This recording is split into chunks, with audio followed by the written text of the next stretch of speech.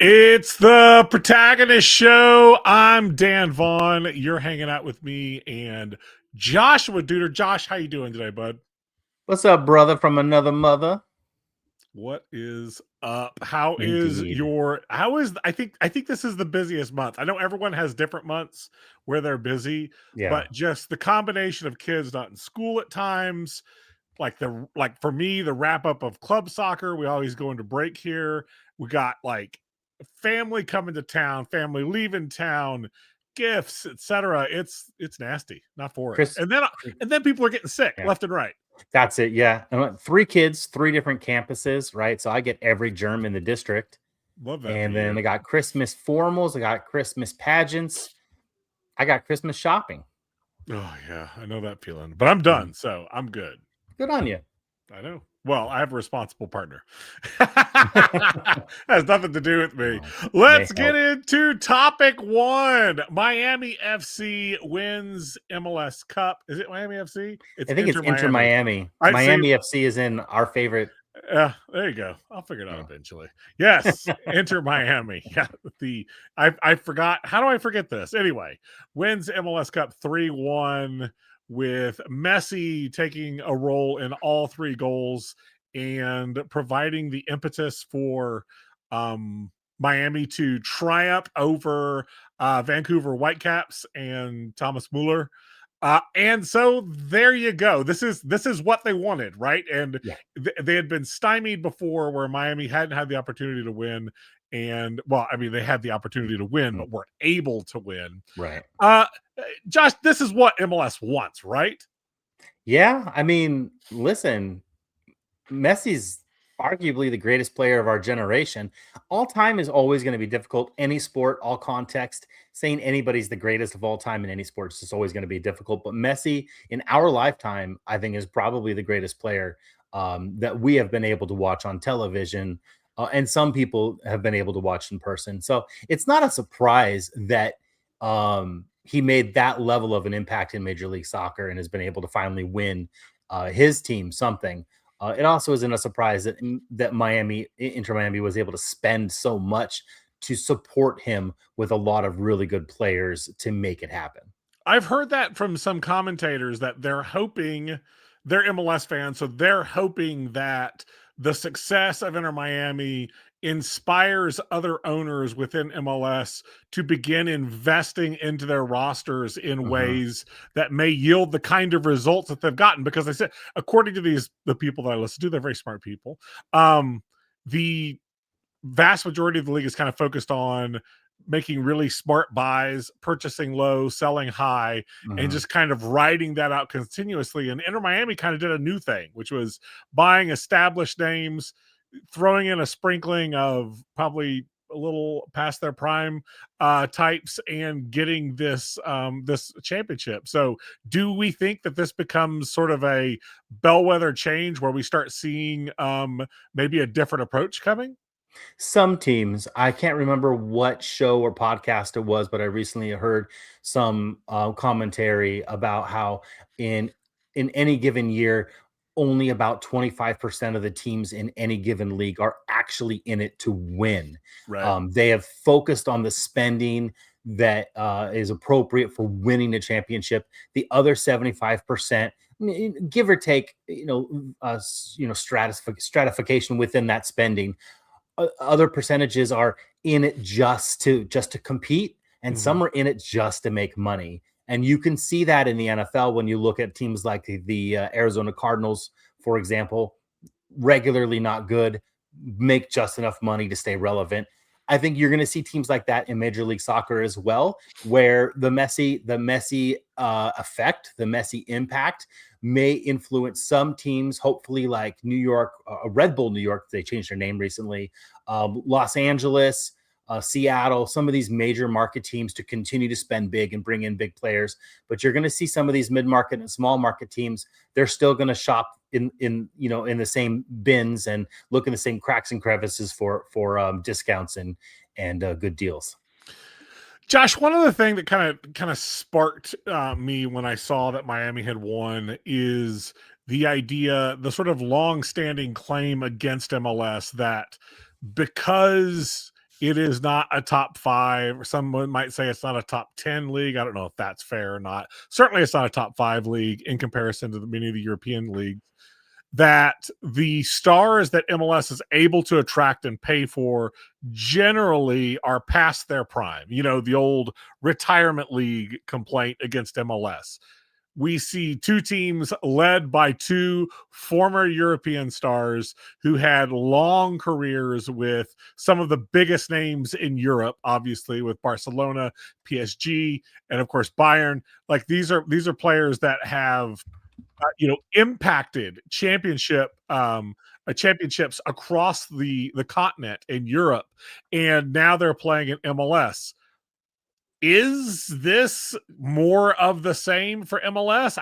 I struggle with that because it feels like Messi, while he may be on the tail end of his prime, he still feels very, very good.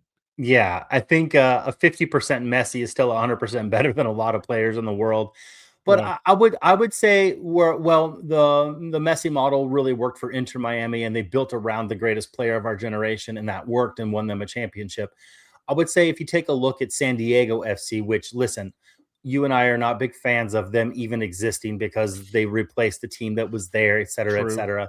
Um, I'm always gonna have. Plus, their logo is crap and their uniforms are boring, but their roster build was fantastic, and they brought in a handful of really exciting players. I think Anders Dreyer was fantastic. Them getting Chucky Lozano was a coup, and neither of those players are past their prime. And as a matter of fact, San Diego won the West, and they just lost in the playoffs to a really, really good Vancouver team. I know that we don't focus on Major League Soccer, but with the Timbers in my backyard, I'll watch some of the playoffs, and that Vancouver Whitecaps team was great. But then you take a look at Mueller, and yeah, he's one of those players that he gave the best of his career to Bayern, and then he can come here and still really dominate. It one shows what a quality player is, but it also shows that Major League Soccer is built on midfield and spending big on midfield and forwards, and Major League Soccer teams typically don't spend big on defense. And I think that's also why you see so many goals, and it always seems like a real goal fest because the defenses aren't they're not clutch. Well, and let's not forget the addition of Son Heung-min for LAFC this year, So which impactful. yeah, we had this player that again maybe was past his prime as far as Tottenham was concerned, but still very, very good, very, very capable, and able to make an instant impact for one of the bigger names in MLS. It's interesting. I will never forget when Zlatan Ibrahimovic came here from United, and I remember having this debate. Of course, this is at this point, 10 years ago, but discussing how good he would be. And he was fantastic. Mm-hmm. And he had an instant impact in the Trafico. Was it Trafico? Yeah, it was one of the first. Yeah, with a scorpion kick and just was an incredible player from the instant he stepped on the field. And then went over and played, I think, a few more years in Europe. Mm-hmm. So it is to say that while we may not be getting the best in the States, we are getting second tier. And let's be 100% real. If Messi wanted to play in Europe, there would be a line of suitors that would take absolutely. Yeah. I think the same could be said of Mueller, to be honest with you. I think the same could be said of Son, that they would find places in Europe, maybe not at the top, 2 or 3 clubs in their leagues, but who wouldn't want to pick up a player of this caliber that's done the kind of things that these players have done to bring them in to bolster your team? And sort of even if they add a supplemental aspect, that supplement could be the difference between a championship and a top 5 or a top 10 finish. But anyway, topic 2. Let's get to it, Josh. Yeah. So UPSL fall winter playoffs are underway. Round 32 kicks off this weekend for 75% of the league, Dan. Many of the divisions are finishing up their division championships. Last weekend, the entire Northeast wrapped up their whole playoffs. They determined their semifinalists, which is the New York Renegades. The Renegades finished third in the Northeast American division, but won out over Bravehearts and New York Empire to win the division. With weather conditions turning very, very cold in the northeast of the United States, it doesn't surprise me. They probably push their schedule as quickly as possible. And then I think they play their final in Florida or out in California. They like to rotate between those two spots. Yep. There are some familiar names in the Southeast, Dan. SC Heat, they visit Arlington. Kalonji Pro Profile, they play Tennessee. Tempo and Club de Leon are alive, Dan Vaughn. Shockingly. They visit Spurs. There's some great matchups in the Southwest and in the Mountain West. 4OSC, I know it's a team that we really support. Sure. Where are they based out of? Austin? Is that about right? I think Fort Worth is where Fort Worth. Okay. And but then very competitive, always show up and have a deep bench of talent they're able to draw from that area for sure. Absolutely. And I think they push. I think they're Miles Bias has spent some time playing for them. He always hits like and share whenever we post something about 4O. Friend of the show. Shout out Miles. Absolutely. FC Brownsville, also a Texas-based team. They take on Atletico New Mexico. And lastly, on the West Coast and the Pacific Northwest, FC Folsom hosting Valley 559. We've seen them both in recent U.S. Open Cup qualifying rounds, very competitive amateur teams. And then Bellevue Athletic hosting Beaverton FC from my neck of the woods. They're going to be up in Seattle or whatever's left of the Pacific Northwest after this next atmospheric river rolls through. And so hopefully there's still a field to play on. If it were in Oregon, I would have gone.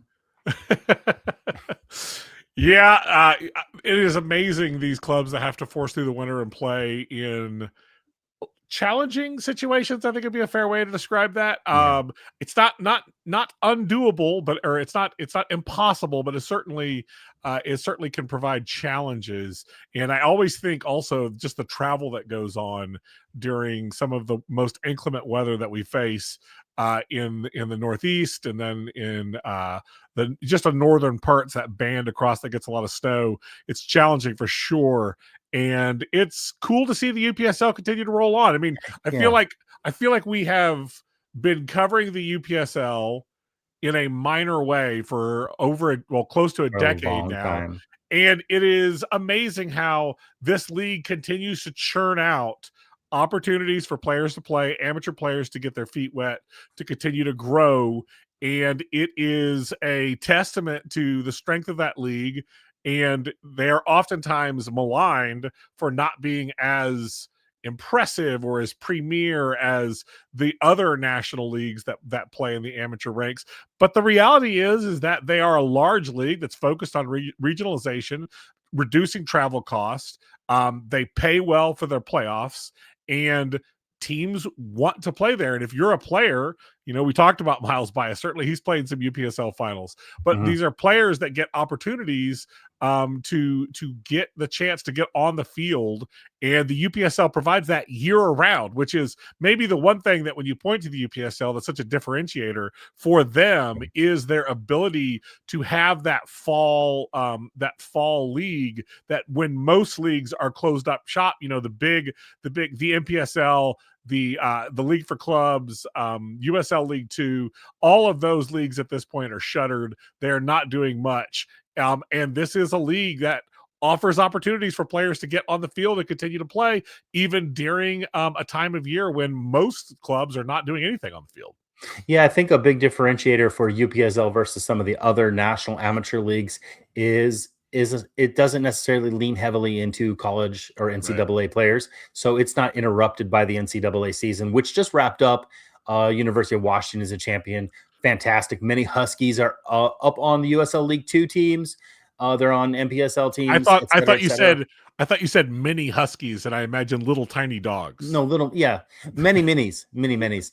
No, but UPSL is a great league. It's an incubator of clubs, an incubator of players who move on to bigger things. It's a great organization that operates within its means. And I think that is something that it deserves credit for. Yes, there have been moments of critique that I think are also earned, but the reality is it offers a very financially responsible opportunity for clubs to continue to play soccer during the months where there's not a lot of soccer going on. Speaking of other soccer, Let's talk about what's going on in Liverpool. Now, Liverpool had every reason to believe that they were going to come into this Premier League and do what they had done in previous years, which would be incredibly effective at destroying the competition. Obviously, the defending champs, but it has not gone their way this season for whatever reason. And I, for one, as a Manchester United fan, glory in the fact that we're even on points right now. That's a good place considering Manchester United finished 15th last season. And that's funny. And on top of that, now we're starting to see even bigger problems as there's rifts developing between their Egyptian forward, Mohamed Salah, who, can I just say, love the guy. I wish Mohamed Salah played for my team. He seems every bit to be a fantastic teammate, a person that focus on his family. He's not. I've never heard a bad word said about this guy, and now he's getting benched and was benched 3 consecutive games, which is somewhat shocking, honestly. But his performance hasn't been great this season. If you look at his stats this year, he's played in 14 matches. He's got 4 goals, 3 assists. This is not what we expect from Mohamed Salah, the king of Egypt. This is a guy that we expect. Sorry, I can't help myself. On top of that, Liverpool currently are 8-2-6. That draw is the 2 in the middle. 6 losses, which is just, again, somewhat shocking to me. And on 26 points currently, 10 points behind where Arsenal is and 8 points behind Manchester City. That's not the end of the world. We still have a full second half of the season to go. But it seems clear that Arne Slot is losing this team, and the results are showing, and they're not getting the points that they need to be competitive. Mohamed Salah came out and said that he felt like he was being thrown under the bus by Slot, and that's not good. AFCON is set to kick off I think it's this week, correct? And Salah obviously will be participating with Egypt, and so it may give some time to get some decompression there. But if, say, Liverpool take off and Egypt makes a long run in AFCON, this could be a problem with him coming back, finding a place for him on the field, which is, again, kind of a shocking thing to say for arguably one of the most consistent and threatening attacking players in the Premier League. Josh, I know that you're a Newcastle fan. I know that I'm a United fan. Are you enjoying this? Is it fun? For somebody, part of me, right? part of me always takes a secret pleasure in Liverpool doing poor. Really, when I try to identify what's going on with them, though, if I just set aside my bias and say what's going on with Liverpool, I say any team, one, there's always sort of a letdown the following year. It's incredibly difficult to repeat or three-peat. What Manchester City have done in the last decade is unprecedented. It's incredibly difficult to do that, and the massive amount of money and support that they've been able to throw into that. Where did that money come from, Josh? You know what? Oil money, right? Listen, we've got our own set of problems at Newcastle too. I'm not a big fan of it. I get it. It makes it hard to support them week in and week out, knowing that that's an albatross to bear as a fan of a team who's been bought out by oil money. But for Liverpool, if I get back to this, doing a repeat is incredibly difficult to accomplish, but especially if you spend as much money as they spent. And again, I'm not identifying any single player. Was a little bitter about the way that was drawn out with their purchase from Newcastle. But when I take a look at overall their spending, they had to reload. They had a death in the family, so to speak, and not to be crass about it. It was something that's difficult to get over. And I don't think that you and I can even really process that, because it's not our team. We can understand it, I think. And I think that's been a big part of that, is trying to replace not just the players, but trying to replace the spirit. But also Arne Slot was maybe fielding a team that had been really well constructed by his predecessor. And this is the first go with his own squad and his own system and style. And I think that's just growing pains. I would stick with him as a manager, because I think he's a very smart man. He's a very capable manager. I think there's just going to be some growing pains with trying to slot in new players, if you will. Yeah. So Liverpool fans, you've had a really good run last year, and I think this year you'll be you'll be surprised to find yourself. You'll be happy to find yourself in the top 3. I think you'll end up in the top 4 or in a I European know what you spot. think. I think they're going to climb back up into a European spot. That roster is too talented not to. Slot's going to be able to reel it in. I mean, they've shown a big capability of being able to play big in the last couple of weeks. There's always going to be problems, but I think they'll end up okay in the long run. So I wouldn't worry about Liverpool. Even if they have a down year this year, they'll be back up in 1 and 2 next year. I feel that. I am not a fan of Liverpool, obviously, and their fan base at times, for me anyway, feels insufferable.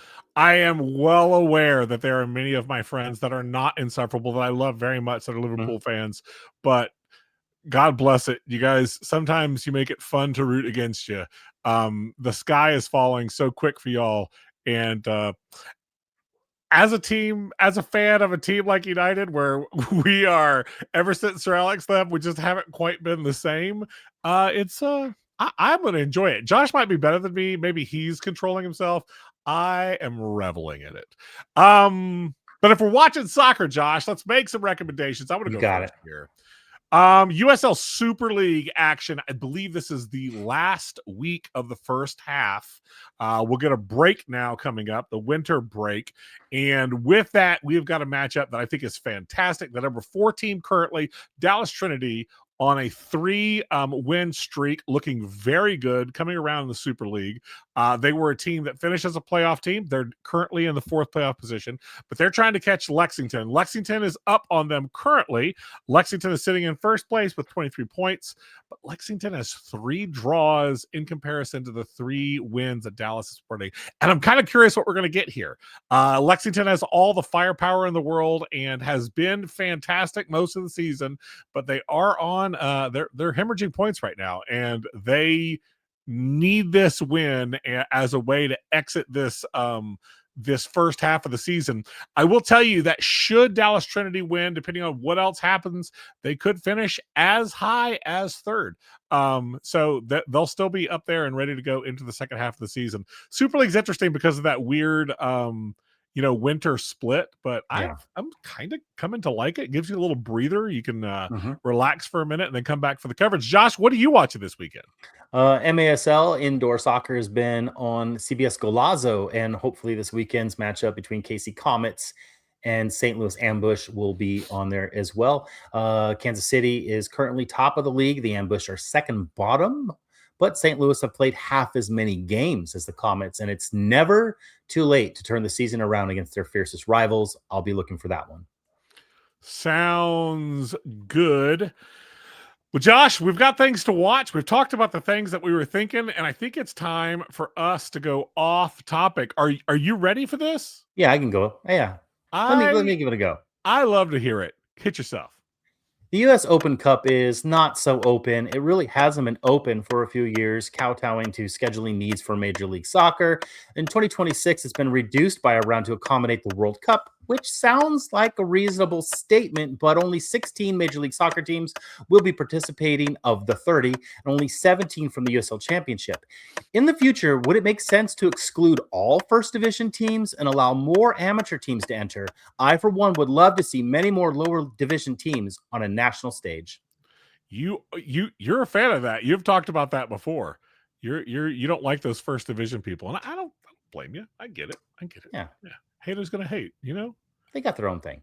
Like that off topic. That was fantastic. Let me give my shot at an off topic. FIFA is ruining what could be one of the greatest moments for U.S. men's national team soccer. I am believing in what Poch is doing here, and I am believing in the talent that we've got, which is playing all over Europe and shining in MLS.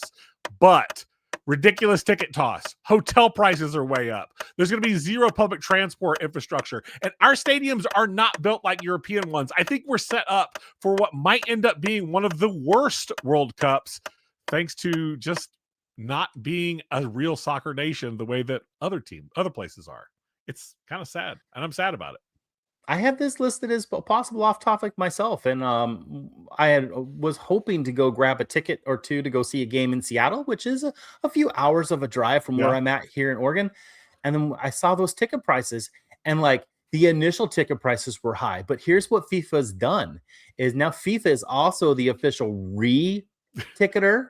So if you wanted to sell your tickets, you have to sell them through FIFA. So now they charge a fee to the seller and to the buyer, That is, and the buyer can elevate the price to whatever they think the market will bear. There's no way I can go, Dan. There's no way. Let's plug. If you are a fan of what we're doing, let me just say Protagonist Soccer has a Patreon, patreon.com/Protagonist Soccer. It's a way to directly fund all the projects we do. And because of our dedicated fans, people that have continued to come back month after month through good times and bad, we've been able to continue doing what we do, covering lower league soccer in the best way that we know. If you want to get involved, like I said, patreon.com/Protagonist Soccer. And I would ask, consider it. Again, I know that it's not always the easiest of times to fork out some cash, but if you can support, we appreciate it. Josh, got anything for us? We have the Birds of a Feather patches set 4 and 5. They're on pre-order right now. Listen, they're on their way from the manufacturer. They're in the mail somewhere out there. I'm sure UPS has them. They're on their way. I will share more pictures and update the profile of them on our website and in our store, and we'll plug them a little bit harder once they show up. I'll feel much more joyful. They're on their way. But issue 2 and 3 of the Protagonist zine, especially 2, which is on pre-order. It's got art by Patrick Gabaldon, writing from Dan Vaughn himself, Stephen Brandt, friend of Protagonist, Danielle Goronsky and John Morrissey, and more. Club profiles, et cetera. And then issue 2, Dan, as you know, of course, because you are in the know and you're CC'd on everything, will be soccer in St. Louis. We've got many writers local to the scene there in St. Louis that are participating with pieces about their history, about their current situation, and about their bold future. So soccer in St. Louis will be issue 3. Once we have more of it together, we will put a pre-order in, probably wait till we get issue 2 printed and out in the mail. But yeah, keep an eye out for those. And I will say one other thing on that. If you missed the pre-order for the first magazine, or the zine, excuse me, I got to be careful what I say, how I describe that. But if you missed that, there will be a short run of copies to get you caught up, so you can have both issue 1 and issue 2. If you want to order those both, I believe they're both on pre-sale right now at our shop on protagonistsoccer.com. Joshua Duder, excellent work, man. This is episode 20 of TPS, my guy. You're crushing it.